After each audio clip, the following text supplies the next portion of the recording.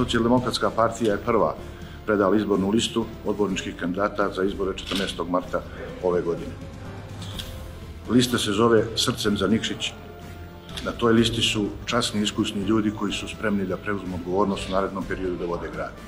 Na listi su ljekari, inženjeri, doktori, profesori, pravnici, ekonomisti, sportisti, radnici, tako da svojom prošlošću, svojim radom u profesijama koje su obavljali zavređuju pažnju da vode grad.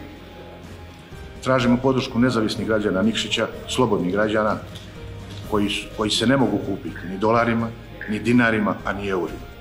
Da zajedno Nikšić držimo na šinama evropske, evroatlantske i građanske Crne Gore. Za Nikšić vrijednosti Ljuba Čupića, Živka i Vita Nikolića, Dragana Radulovića, Dina Tuzovića. U taj Nikšić vjerujemo, vjeruje naša lista Srcem za Nikšić.